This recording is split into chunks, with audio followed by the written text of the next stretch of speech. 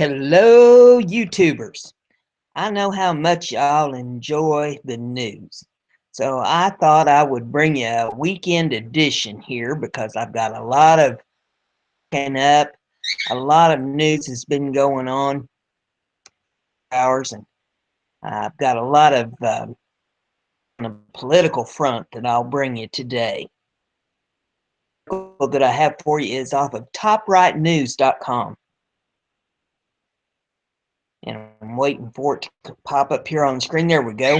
Now, this article in particular came out September the 1st. So this is not exactly, but it is extremely relevant to what we've been going through with all the Electoral College and how there's a petition going around Electoral College to flip their votes over to Hillary. And I wanted to bring this out as a reminder to folks on what has already been said about this. The name of the article is called "The Fix is In.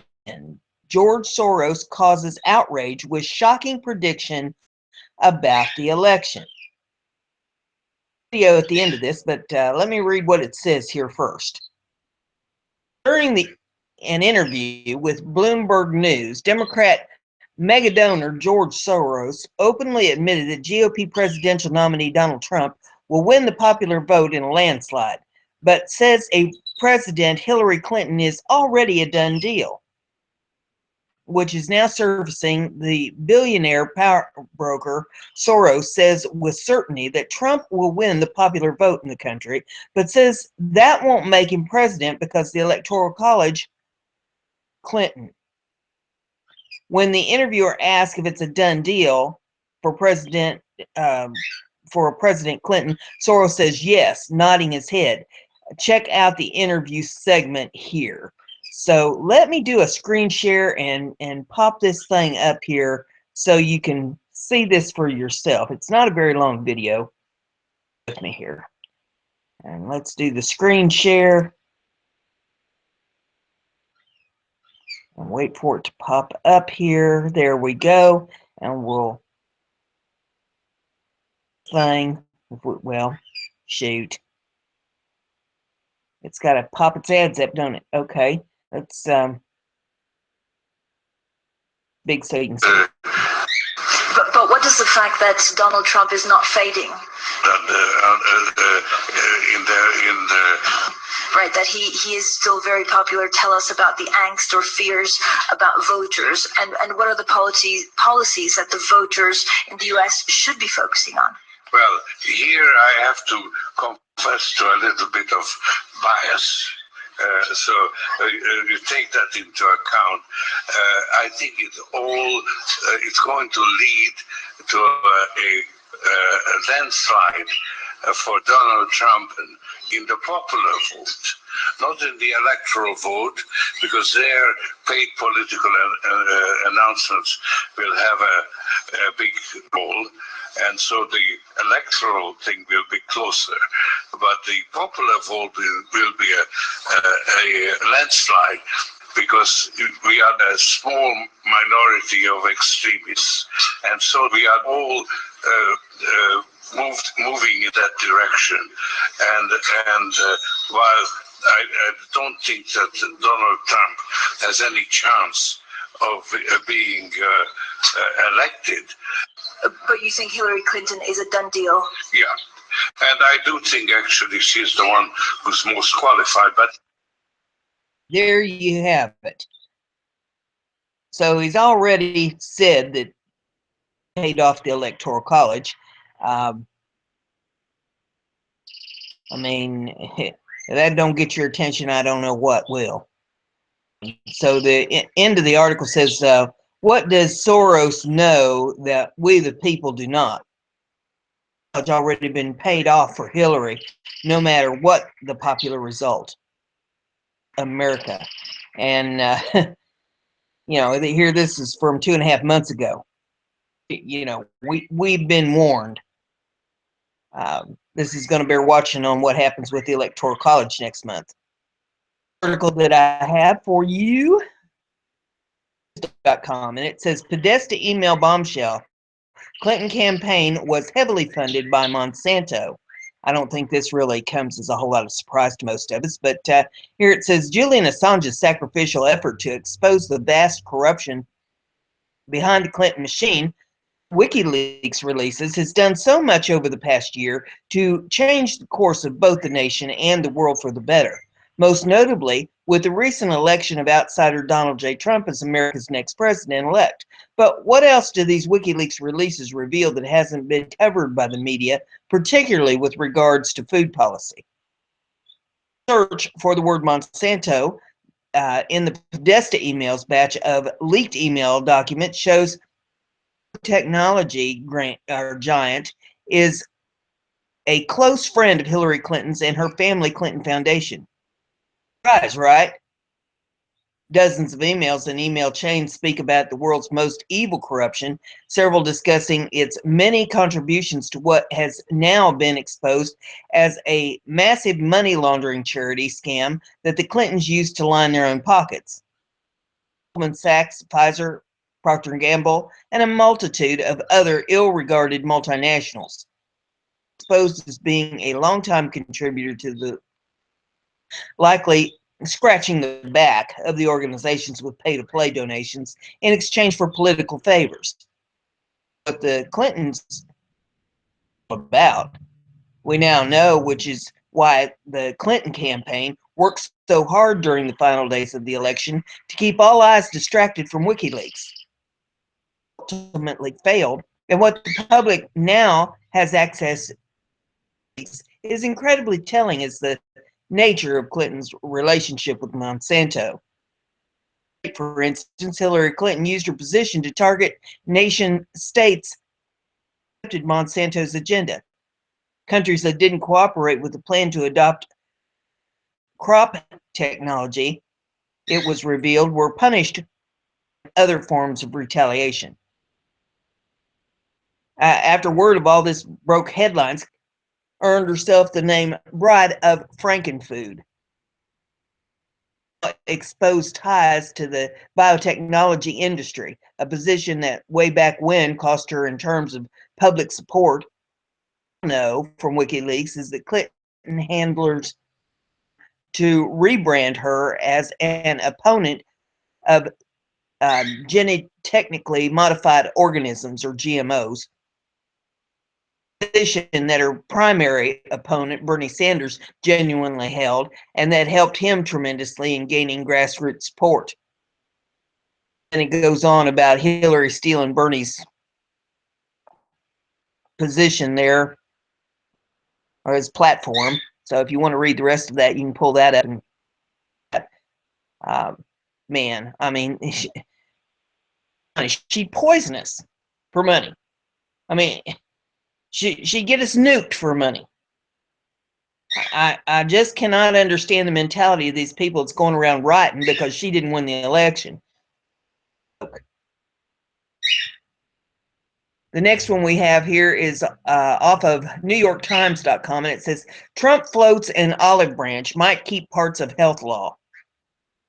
This is off New York Times, so, you know, mainstream, but it says President-elect Donald J. Trump overhauled his transition team from top to bottom on Friday, expanded his outreach for more establishment Republicans, and even offered an olive branch to President Obama.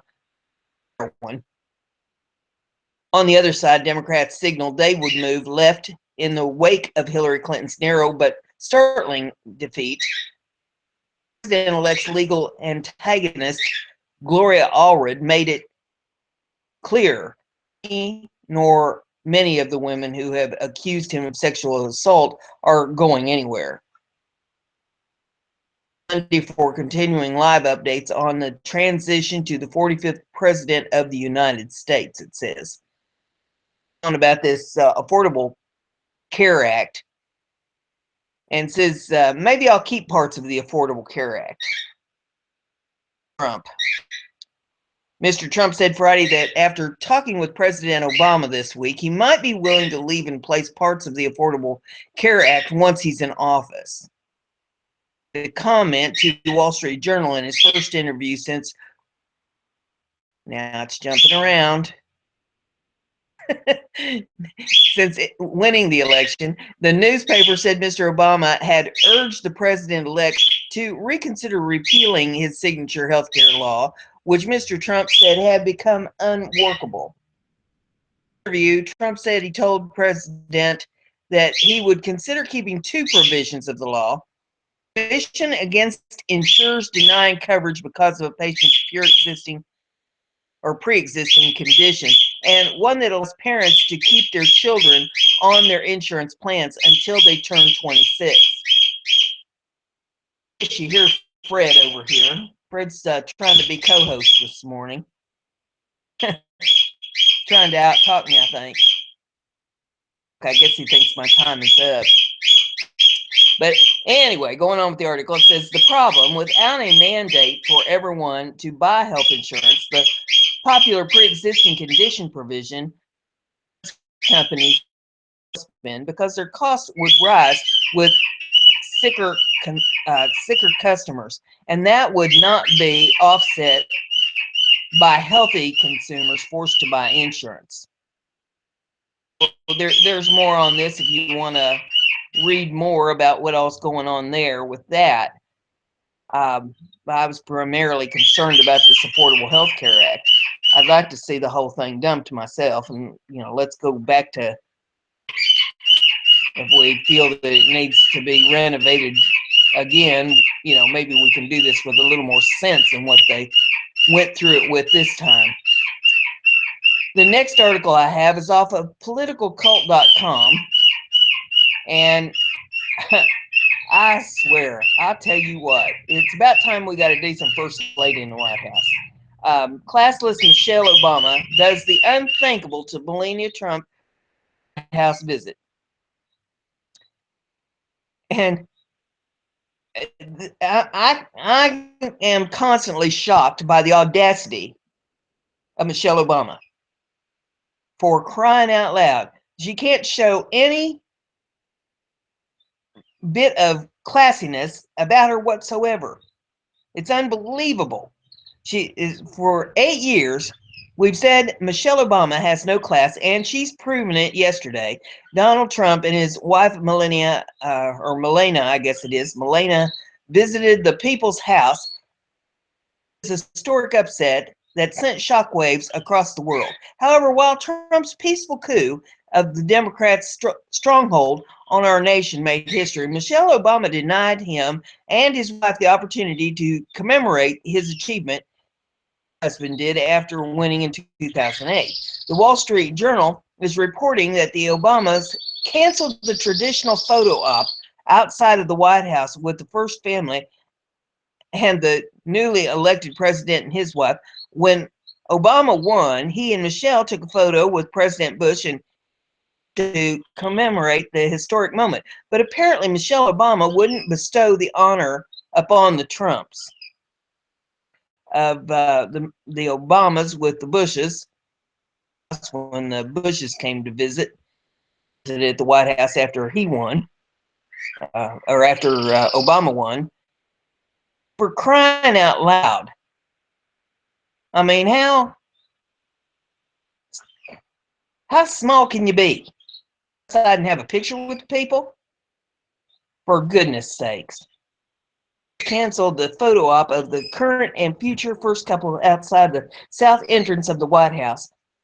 In his first visit to the White House after 2008 election, Mr. Obama and First Lady Michelle Obama posed for camera alongside President First Lady Laura Bush. The decision not to participate in this tradition illustrates how bitter the campaign was, particularly for Mrs. Obama, who delivered some of the most emotional arguments against electing Mr. Trump.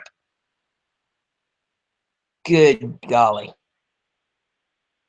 Don't let the door hit her in the hind end on the way out. The next one is off of the New York Times. Trump campaigned against lobbyists, but now they're on his transition team. Let's see. This is out of Washington. President-elect Donald J. Trump, who campaigned against the corrupt power of special interests, is filling his transition team with some of the very sort of people who has complained have too much clout in Washington, corporate consultants and lobbyists. Jeffrey Iznach, pronouncing that correctly, I'm bad with these names, worked for years on behalf of Verizon and other telecommunications clients, is the head of the team that is helping pick staff members at the Federal Communications Commission. Catanzaro, I'm not pronouncing that right, I know I'm not, a lobbyist whose clients include Devon Energy and Canna Oil and Gas, holds the Energy Independence portfolio. A lobbyist who runs a firm that has earned millions of dollars helping food industry players such as American Beverage Association and dairy giant Dean Foods, is helping set up the new team at the Department of Agriculture. Mr. Trump has swept to power large part by white working class voters who responded to his vows to restore the voices of forgotten people, ones drowned out by big business and Wall Street. Transition to power, some of the most prominent voices will be those of advisors who come from the same industries for what they are being asked to help set the regulatory groundwork. The president-elect spokeswoman, Hope Hicks, request for comment, as did nearly a dozen corporate executives, consultants, and lobbyists serving on his transition team in a list distributed widely. Well, I wound that up, didn't I? Which was outlined in a list distributed widely in Washington on Thursday. A number of people on the list are well-established experts with no clear interest in helping private sector clients. But to critics of Mr. Trump, both Democrats and Republicans, the inclusion of advisors with industry ties is a first sign that he may not follow through on all his promises.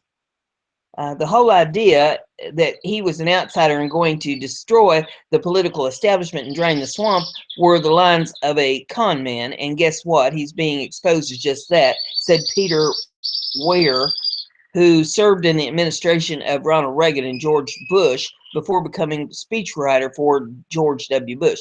He is failing the first test, and he should be held accountable for it. Help presidents pick their new cabinet, as well as up to 4,000 political appointees who will take over top posts and agencies across the government. After he was first elected, instituted rules that prohibited individuals who had served as registered lobbyists in the prior year from serving as transition advisors in the areas in which they represented private clients. They were also prohibited after the administration took power from lobbying in the parts of the government they helped set up. They wanted to make sure that people were not putting their thumb on the scale or even the perception of that, says Martha Joyant Coomer, a nonprofit group called White House Transition Project, which has studied 2 decades of presidential transitions. Among the advisors assisting Mr. Trump, who have no clear private sector ties, are Brian Johnson, a top lawyer for the White House Financial Services Committee, who helped pick top staff members for the federal government's many financial services agencies. Edwin III, who served as Attorney General under Mr. Reagan and is now associated with the Heritage Foundation, the conservative think tank, is helping oversee management and budget issues, along with Kay Coles James, a Bush administration official who now runs an institute that trains future African American leaders. Mike Rogers, Republican of Michigan, who served as chairman of the White House Intelligence Committee and was once special agent in the FBI, is overseeing issues related to national security, including the intelligence agencies and the Department of Homeland Security. Other areas, most notably energy sector, the transition team advisors are far from independent. Catanzaro's client list is a who's who of major corporate players such as Hess Corporation and Devon Energy, challenge the Obama administration's environmental and energy policies on issues such as such as how much energy policies Let me try that whole sentence all over again. Mr. Katzanero's client list is a who's who of major corporate players, such as his corporation and Devon Energy, that have tried to challenge the Obama administration's environmental policies on issues such as how much methane gas can be released at oil and gas drilling sites, lobbying disclosure reports show. He also worked with oil industry players to help push through major legislation goals, such as allowing the export of crude oil. He will now help pick Trump's energy team. We got Michael Kena, another lobbyist, to help picking key administration officials who will oversee energy policy, such as client list that this year has included the Southern, one of the most vocal critics to efforts of change by putting limits on emissions from coal-burning power plants. David Malpass, former chief economist at Bear Stearns, the Wall Street investment bank that collapsed during the 2008 financial crisis, is overseeing the economic issues portfolio of the transition, as well as operations at the Treasury Department. Malpass runs a firm called Ensemia Global. They sell economic research to institutional investors and corporate clients. There's a Mr. Notch, telecom industry consultant.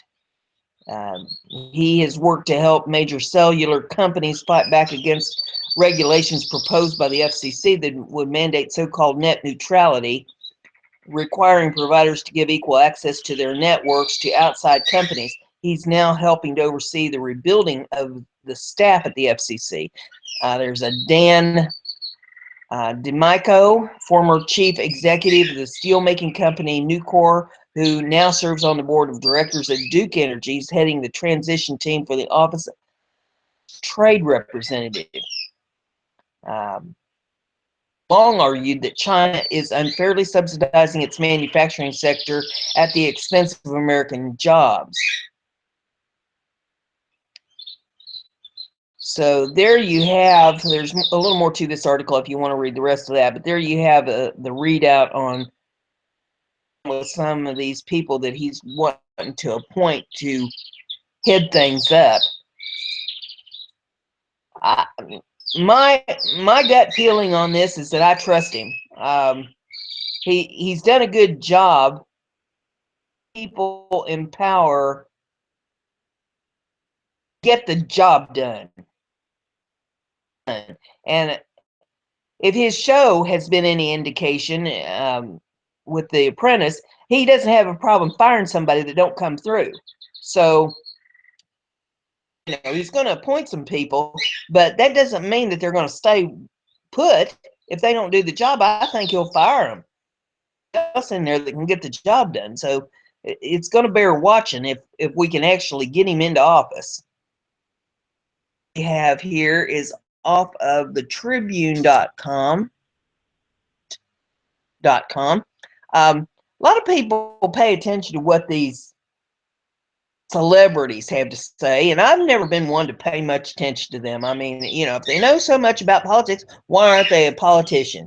I mean, Reagan was a celebrity, and he thought he knew a lot about politics, so he became a politician and got to be president of the United States. So I don't know, you know, I tend not to pay much attention to them, put their money where their mouth is kind of thing. I'll pay attention to this fellow named Mike Rowe, and it wouldn't surprise me if one of these days we don't see him be a political candidate. Let me read this article or go through it with you. Mike Rowe finally weighs in on Trump's victory. Hillary supporters won't like this, it says. And one of the most prolific followings on Facebook, particularly due to his political rants that, while slightly conservative leaning at times, more or less just call things like they are. Well, it's pretty much inevitable that Roe would weigh in on the election that took place this week, and we have pretty solid analysis from Mike. It starts off with a quick question from a fan. So post on his Facebook page. You've been very quiet. Everything okay? Just wanted to know that I voted for you. I was also hoping you might explain what the hell happened on Tuesday and say something that might make me feel better about my fellow man. Thanks, Carol Savoy. Well, Mike answered Carol, and he did so in a very thorough fashion. He says, "Hi, Carol. Last Friday, my dog that featured a man licking a cat with the aid of a device that's designed for a specific purpose of making it easier for people to lick their cats. I've been silent ever since because, frankly, I couldn't think of a better way, metaphorical or otherwise, to express my feelings about this election cycle. The entire country, it seems, has been preoccupied with finding a way to lick a cat without actually putting their tongue on it. How about this analysis? Back in 2003, a very unusual TV pilot called Dirty Jobs its way into the Discovery Channel and found an audience, a big one. The problem, you see, Dirty Jobs didn't look like anything else in their channel. It was pretty, it wasn't pretty or careful. It in sewer and septic tanks and featured a subversive host close contact with his 8-year-old inner child who refused to do second takes. Everyone agreed that Dirty Jobs was totally off-brand and completely inappropriate for Discovery. The ratings were just too big to ignore. So the pilot got the green light, and yours truly finally got a steady gig. The thing. Dirty Jobs didn't resonate because the host was incredibly charming. It wasn't a hit because it was gross or irrelevant or funny or silly or smart or terribly clever. Dirty Jobs succeeded because it was authentic. It spoke directly and candidly to a big chunk of the country that nonfiction networks had been completely ignoring. Dirty Jobs says, "Hey, we can see you," to millions of regular people who had started to feel invisible. Ultimately, that's why Dirty Jobs ran for 8 seasons, and today, that's why he is the president of the United States. I know people are freaked out, Carol. I get it. I'm worried too. We elected. We've survived 44 presidents, and we'll survive this one too. I'm worried because millions of people now seem to believe that Donald Trump supporters are racist, xenophobic, and uneducated misogynists. Because despite our candidates' publicity is very different than despising the people who vote for them. But to the meat of the post. What about the people who voted for Trump and his supporters? He addressed that as well and urged Clinton supporters to be careful about painting with a wide brush. 3 old friends, people I've known for years, each requested to be unfriended by anyone who planned on voting for Trump. Honestly, who tosses away friendships over an election? Are my friends turning into those mind-numbing, arrogant celebrities who threaten to move to another country if their candidate doesn't win? Convinced the people they've known for years who happen to disagree with them politically are but evil and no longer worthy of their friendship? For what it's worth, Carol, I don't think Donald Trump won by America's racist underbelly, and I don't think Hillary lost because she's a woman. I think a majority of people who voted in this election did so in spite of their many misgivings about the character of both candidates. It's dangerous to argue that Clinton supporters condone lying under oath and obstructing justice, just as it's equally dangerous to suggest a Trump supporter condones gross generalizations about foreigners and women. Were the choices we gave ourselves, and each came with a heaping helping of vulgarity and impropriety. Yeah, it was a dirty job for sure, but the winner was not decided by the racist and craven nation. Millions of disgusted Americans desperate for real change, and people did not want a politician. Seen. Donald Trump convinced those people that he could see them. Did not. As for me, I'm flattered by your support, but grateful that your vote was not enough to push me over the top. However, when the dust settles and the White House gets a new tenant, offer to President Trump that I did to President Obama to assist as best I can in any attempt to skilled trades and shine a light on millions of good jobs that no one seems excited about pursuing. 3 million shovel-ready jobs we've heard so much about 8 years ago, the kind of recovery that Donald Trump is promising, will require a workforce that's properly trained and sufficiently at the opportunities at hand. At the moment, we do not have that workforce in place. Are tens of millions of capable people who have simply stopped looking for work, and millions of available jobs aspires to. That's the skills gap. Gotta close. If micro works can help.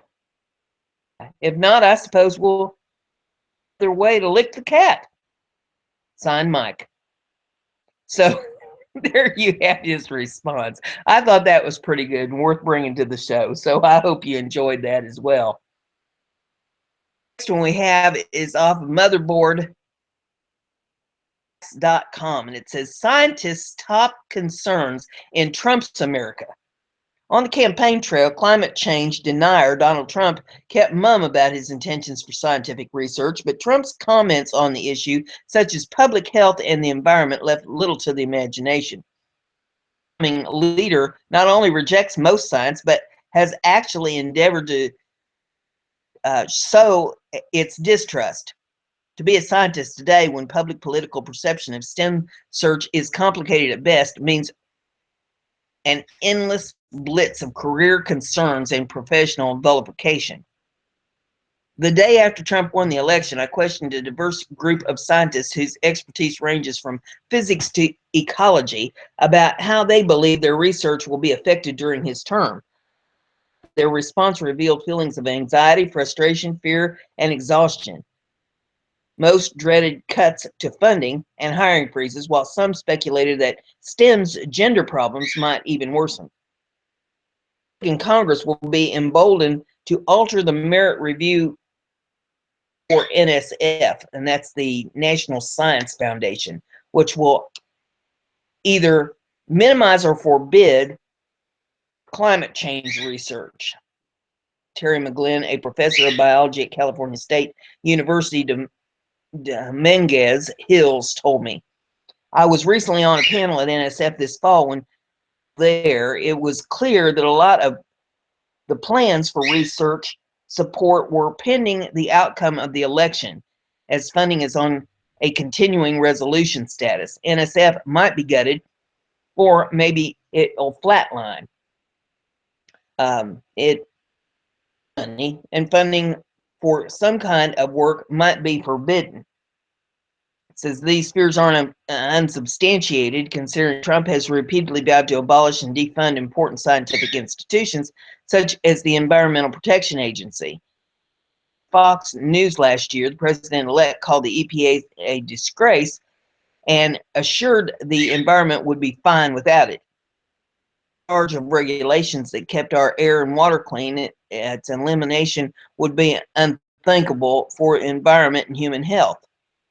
This article goes on, but I'm going to stop right there because the EPA has done a pitiful job. I mean, absolutely pitiful, and they all ought to be fired.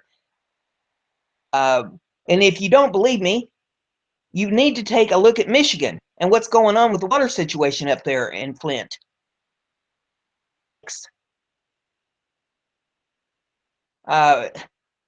Where's the EPA when it comes to the water up there? I mean, there's all kinds of environmental concerns all over this nation, and the EPA has not been doing their job. So defunding might be a real good idea. Or at the very least, let's can the people that's in charge of the EPA right now and put somebody in there that knows what the hell they're doing. The next article I have for you is off of BizPac Review, and it says, folks, children physically, emotionally punished for voting Trump in a mock school election.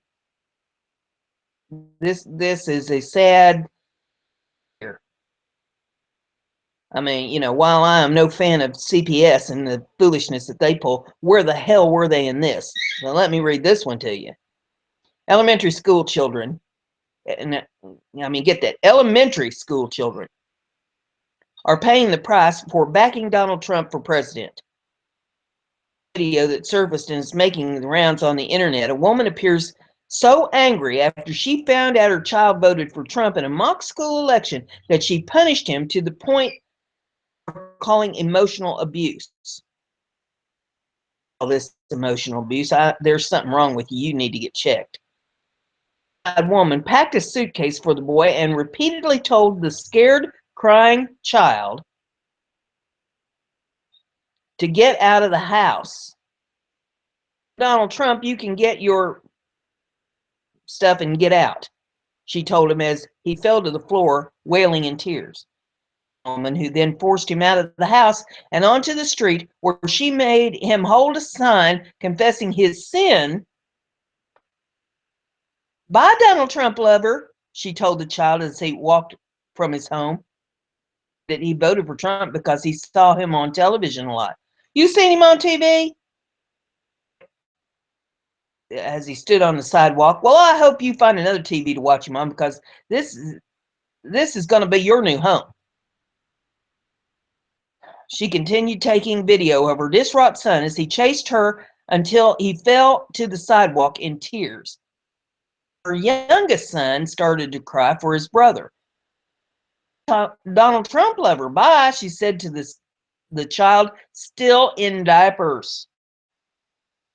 Another disturbing case is an 11-year-old boy who was mercilessly by his classmates after he cast his ballot for Trump, to the point where he was left on crutches. These boys decided to ask the classroom Donald Trump, and then I said I did, and the boy come over here and jerked me out of my seat, the student told Fox 26 in Houston. "Before I could get up, they started kicking me and punching me." A teacher was in the classroom when the assault happened, but the beating felt like it was forever. I know we've been very opinionated on this election, but I've never said anything to the point where I would incite violence, said Buddy Lemon. "My son doesn't have a mean bone in his body," the child's father, Buddy Lemon, said. "My son doesn't have a mean bone in his body." When this, if you want to pull this up and take a look at the video, I mean, for crying out loud, I just cannot understand what the hell is wrong with people. We have never heard of anything like this going on in any previous election. I mean, people may get a little and maybe a little upset past anything verbal. It's never come to assaults that I know of, and beating children and throwing your kids out of the house because of what, about something political. What in the hell is wrong with people? The next one we have here is off of foxnews.com, and it says Florida cop as Trump protesters run into Marines at a pub. Have mercy. I've heard of bringing a knife to a gunfight, but Weber City had to work extra hard Thursday night to keep a peaceful protest against Donald Trump's election from turning into a street brawl when the protesters passed a bar filled with Marines. Tampa reports that there was a little bit of back and forth when the protesters ran into the Marines conducting to celebrate the Marine Corps' birthday and raise funds for a local wounded warriors group. And barrier, both sides screamed obscenities and gave each other the middle finger, WFTS TV reports. Chants of dump Trump were drowned out by chants of USA and wrong bar, the station reported. Step up. Yes, WFTS said it also heard from some people who said the protesters need to move on. "I think they don't really know the issues," Johnny Gomes told the station. "I think that they're misinformed. They followed. Sorry, but the regular media don't know the real story." So there you have that. Wow. Walked into the wrong bar. That's a joke, isn't it? I mean, you know, 2 Hillary supporters walked into a Marine bar. The next one we have is allnewspipeline.com. It says, shocking maps prove how America is being overthrown as globalists ramp up efforts, pushing country closer to martial law and into their hands. The map is in this. You want to pull this article up and take a look at it. It says the map seen at the top of this story shows not only the 2016 election results county by county, overlaps the sanctuary cities across America within it, proving to us the startling coincidence between voted for Hillary Clinton as some of the same areas here illegally in this country are granted a free pass to see the globalist plans to overthrow America detailed in the maps within this story heard in the first video below. And, you know, all these URLs are in the description of the video, so you can pull them up and just do more research, you know, educate yourself any way that you feel necessary. As we can also see within the other maps in this story, it's not a coincidence that some areas with sanctuary cities are also some of the areas with the highest crime rates across America. And with our own Department of Homeland Security recently admitting that a surge of illegal immigrants is now happening at our southern border, it's clear the globalist plans to overthrow America are not only still in, may be kicked into overdrive now that Donald Trump has been elected and has promised to turn back the clock on the globalist plan for America. With 1.4 million Obama amnesty applicants on Donald Trump's deportation hit list, while he promises to build a wall between Mexico and the U.S., we also get more evidence that the globalists may attempt to pull off some kind of false flag in America that brings Trump's vision reaching to a grinding halt. As we learn in this news story about Venezuela, the Drudge Report linked on to on Thursday, with a threat of widespread violence looms in Venezuela, global concerns collapse is still globalist, and we see them pushing for violence across America, as well as with George Soros paid protesters causing havoc in cities across the country. Another sign that America won't hands of a pro-America president until Trump actually gets into office. Seemingly willingly to go to war over Trump's presidency rather than being content that America and their safe spaces won't soon be consumed by a mushroom cloud. Surprised to see how the desperate globalists pushing a Hillary Clinton presidency by hook or by crook, this time saying that the war criminal murderer could still become president by an electoral college, ignoring the will of the American people. It might look like if that happened and the electoral college decided to take it upon themselves to deny an America first presidency to America. Certainly all bets are off about what might happen in this country should the electoral college join the legion of crybaby Hillary voters who have gone totally insane and try to give America back to the globalists and the CCF. You know, if you want to pull this up and, you know, read more on this article and look at the videos and the maps and stuff, you're perfectly welcome to do so. Educate yourself, know what's going on. And share this video and pass it around to people so that they figure out what's happening in the world, because they're not going to get it off the mainstream. Tab is off of regated.com, and this one says, we must repair the American college campus under Donald Trump's presidency. Repair a hell of a lot more than the college campuses. We need to start with the grade school all the way up. Better yet, homeschool your kids. This one says, no more trigger warnings, your safe space is gone. Donald Trump won the presidency. This is not news, it's obvious fact.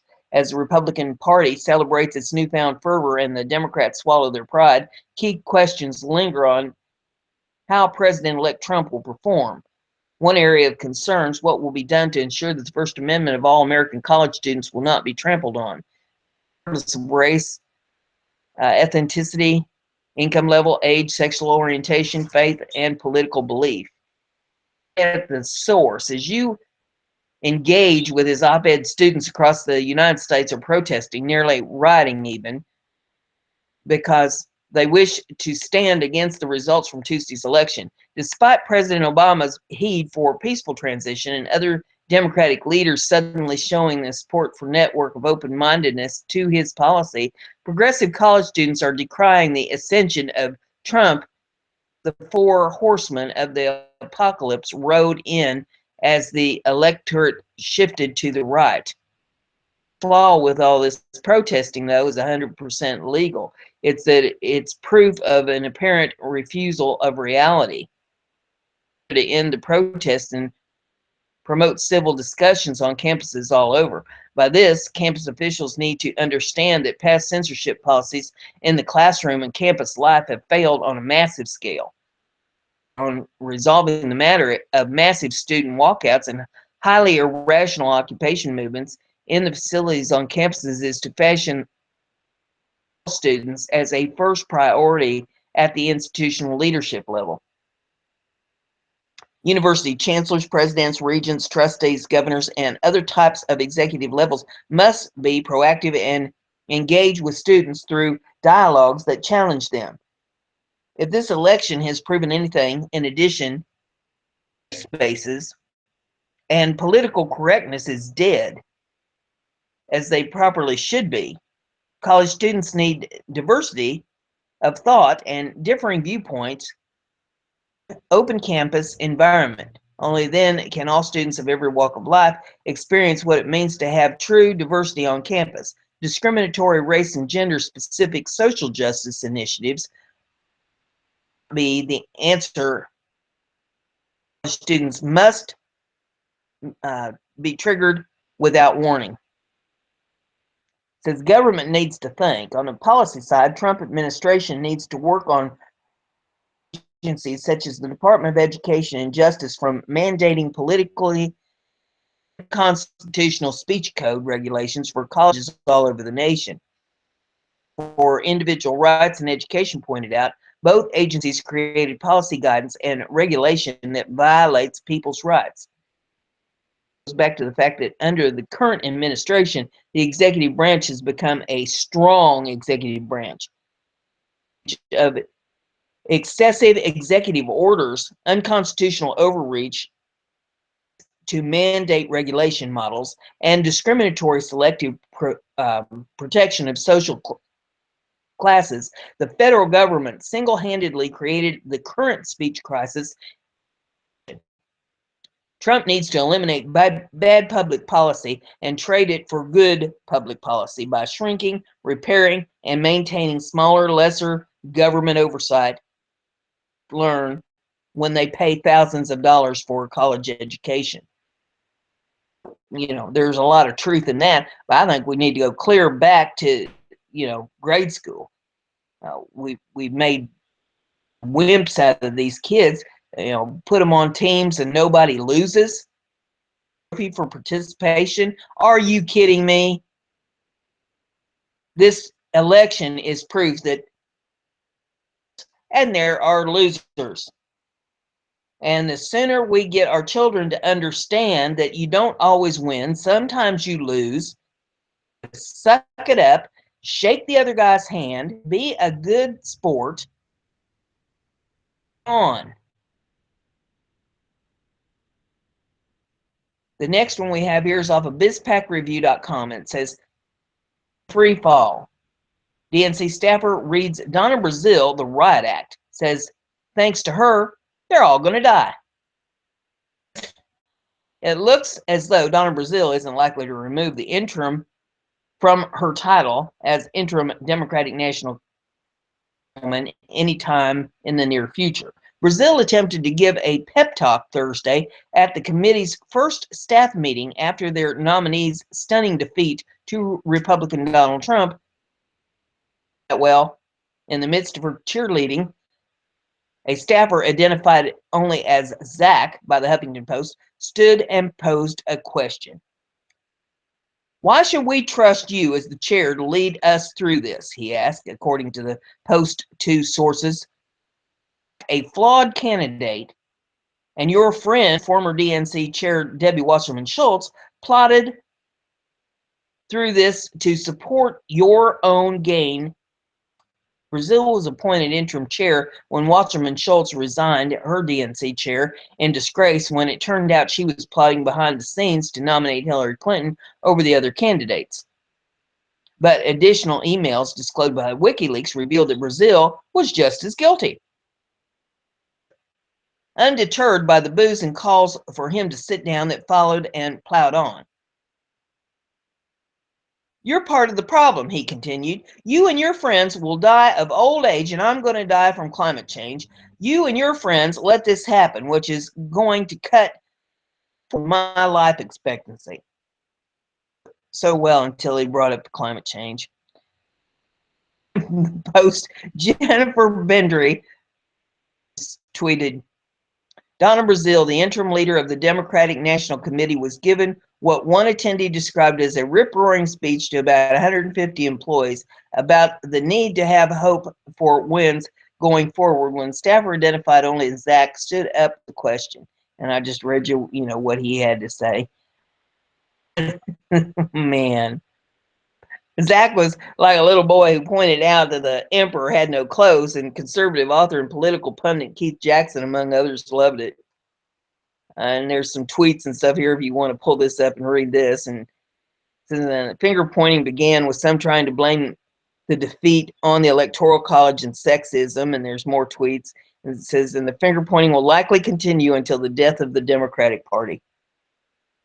That article. Wow. Okay, the next one is off of dailycost.com, and says Judge Curiel denies Trump motion to exclude evidence of what he said and tweeted.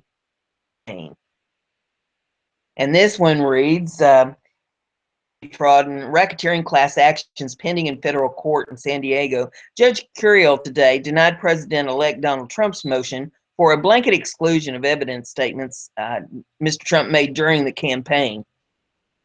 And there's a couple URLs you can go to, abcnews.go.com and fortune.com. It says Mr. Trump's lawyers had argued that such statements are irrelevant and might prejudice the jury. Lawyers for the certified class of Trump University students countered that the evidence is relevant to Mr. Trump's credibility as a witness. Ruled that because Mr. Trump had failed to specify what specific statements he wants to exclude, the courts would rule separately on the admissibility of each offer of proof at trial. To these suits and what they are all about, please see my prior diaries at dailycost.com, and there's another link there that you can click on to. Says generally prior statements through otherwise irrelevant to a pending matter are admissible to impeach witnesses' other testimony. If a witness testifies to X, they did not X, then the jury will be permitted to hear the prior statements. Also ruled that Mr. Trump would be allowed to testify by videotape and need not show up in person. Under this often used procedure, the camera is generally focused close up on the witness, as his lawyers elicit direct testimony and his adversaries hear the lawyers for the class of Trump University tuition. The videotape is then played by the jury, which watches it as if it's in a movie theater. The same technology as is used deposition, except that it's taken specifically for use at the trial, as though the witness were there in person.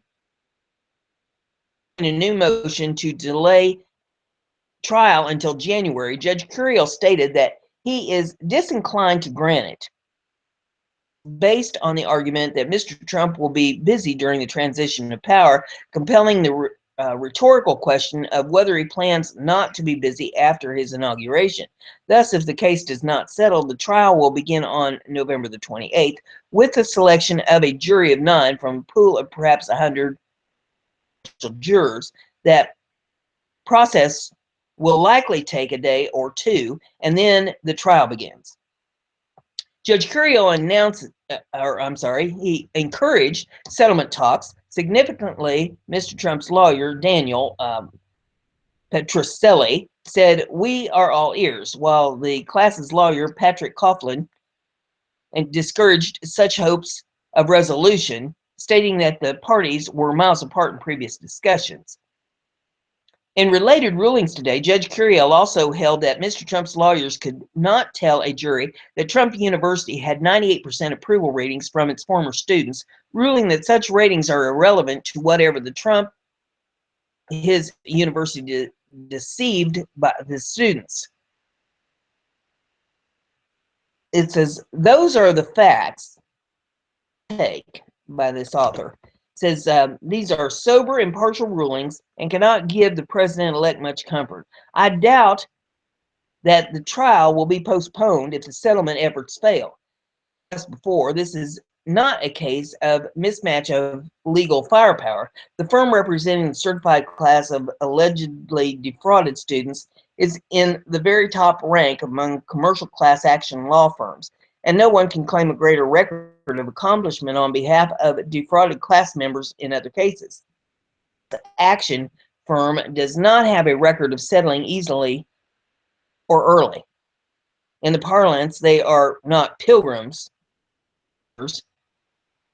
If Mr. Trump is not willing or able to part with tens of millions of dollars, he's going to settle. Moreover, imagine the fun and fame of the plaintiff's lawyers are going to have. One of my profession and specialty can live in 10,000 lifetimes and never get such an opportunity. The videotape is no advantage for Mr. Trump, such as a big screen effect, if anything, magnifies a witness's demeanor, and the jury will see every orange bead of sweat. Imagine the spectacle. Trial, albeit a civil trial, accused of civil fraud and racketeering. Libel. Please fasten your seatbelts. So that's going to be one go down.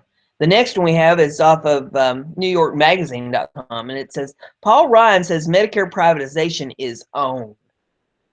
During the campaign, coverage of the issues was blotted out by coverage of Hillary Clinton's emails and Donald Trump's broad suite of psychopathic tendencies. And of the issues that did receive any attention, a missing one was Paul Ryan's plan to push Medicare beneficiaries into private health insurance. Just assumed that since Trump never talked about it, it won't happen. No one wants it to happen. And in a Fox News interview with Brett Baer, Medicare privatization is on. It has always been to put things together, including entitlement reform, says Baer, using Republican code for privatization of Medicare. Ryan replies, if you're going to repeal and replace Obamacare, you have to address those issues as well. Medicare has got some serious issues because of Obamacare. They're part of our plan to replace Obamacare, Ryan tells Baer. Because of Obamacare, Medicare is going broke. This is false. In fact, the truth, Medicare Trust Fund has been extended 11 years as a result of the passage of Obamacare, whose cost reforms have helped bring healthcare inflation to historic lows. So untrue that repealing Obamacare requires changing traditional Medicare. Believes he needs to make his claim in order to sell his plan, or probably even Republicans to support it. So that's going to be something to watch on what their Medicare have here. I thought was a very interesting letter, even though it's a day late. It's an open letter to America's College Cupcakes on Veterans Day. And even though it's a day late, it's still appropriate. So I'm going to read it. College Cupcakes. America has watched for the last year or so as our nation's universities have been consumed by a new strain of left-wing totalitarianism that has all the traits of Marxist dictatorships of the past.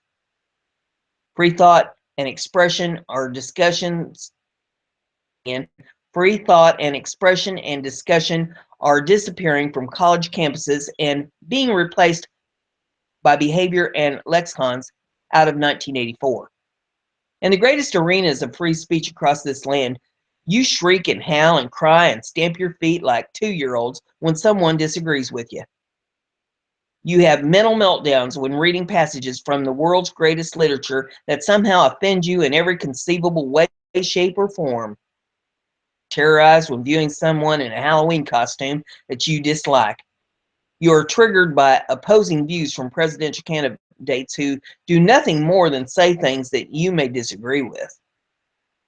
Every imaginable word, phrase, and action on this planet, you find it necessary to retreat to so-called safe spaces where you will be further coddled by counselors, Play-Doh, and bubble gums. Like raving marionettes, you accuse anyone you disagree with of being a racist, rapist, sexist, or any other derogatory term you can create to soothe your tender and warped psyches. For your whole lives, how special you are, and these fantastical words have been reinforced by the ridiculous behavior of helicopter parents and idiotic teachers who found it necessary to control every facet of your lives and ensure that each of you flakes received a trophy, even though many of you only deserve a kick in the behind. Your latest irrational tirades concerns of the election, President-elect Trump, inspired by the lunatic behavior of your socialist professors. You are the laughingstock of the rest of the country as you hold cry-ins, need therapy dogs, and hide under the covers in your dorm rooms because a man was elected president. Today is Veterans Day, when we honor those who served. None of you ever have. The nation particularly honors our combat veterans who drained deep the chalice of courage and who fought against real racists like the Nazis, real boogeymen like the Imperial Japanese Army, the Chinese Charlie, the Republican Guard, and the Taliban. Today, at this very moment, meltdown because Donald Trump is our next president. In harm's way in Mosul, fighting real sexists, the ISIS. King George, Hitler, Stalin, Mao, Ho Chi Minh, these were real threats. Some of the greatest madmen in the world had ever seen, and our veterans fought to defend them. Try that again. Madmen the world ever seen, and our veterans fought and defeated them in hot and cold wars. Our veterans, men and women, many of whom were your age at the time they served, never had the luxury to wallow in self-pity over imagined nonsense and monsters. Their threats weren't created in the hallowed ivory towers of Harvard Yard. Their threats were created in the British Parliament and barbarian beer halls, in jungle outposts and jettisoned across the globe to cause havoc and death. The only thing that stopped them, the only thing that prevented the world from descending into darkness was the U.S. military and our veterans. This is on Iwo Jima or Omaha Beach. There were no cry-ins on Bunker Hill or the frozen Kozen. There were no counselors in the Drang Valley or the Keisha. There was no time to protest imaginary enemies at Fallujah. The enemies were real and were doing their damnedest to kill Americans and destroy our way of life. Our enemies were fighting against Americans who were mainly your age, and I and many Americans have serious doubts that you ever that you aggrieved marshmallows could rise to the occasion and fight anyone, much less redcoats SS. How and why America has gotten to the point where being a wimp is looked on as normal behavior for young people is subject to another article and disgrace in itself. Instead of claiming half the nation is racist voting for Donald Trump, you precious little snowflakes might want to get off your asses and read more about men who overcame real prejudice and racism and fought for their country like Sherman. instead of being offended by words and books. You precious little cupcakes might want to step out of your safe spaces and read about American matadors at places like Trenton, the wheat field, Seminary Ridge, the Bulge, New Guinea, 73 Easting, and Talifar. Get used to saying President Trump. Suck it up, buttercups. And it's signed by Ray Starman, editor-in-chief of the U.S. Defense Watch. That was a good letter, and it should be forced reading in every college, in every high school across the nation. I have for you is your feel good. I always like to have a feel good at the end of the show, something to make you think about what's important and in your own life, something that'll help you a little bit at the end of the show. This is going to be a screen share, so we're going to try to share it here with you. Less than a minute video. I think you'll enjoy it.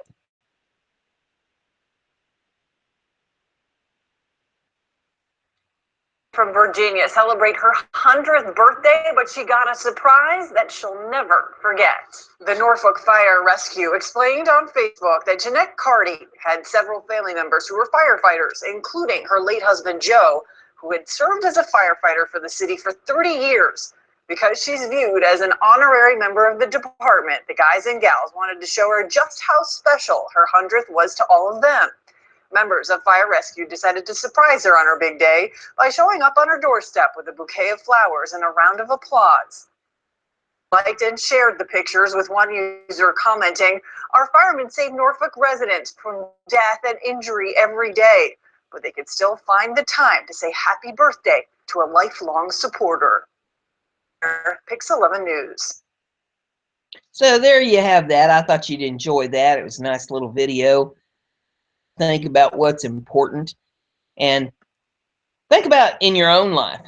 Has there been somebody or somebody's family that to you in your lifetime that maybe you could do something really nice for them? I mean, you don't have to bring out the fire department for them, for crying out loud. I mean, you can just go over, take them some flowers, or take them a casserole, or just go over and say hello, maybe visit with them for a little bit.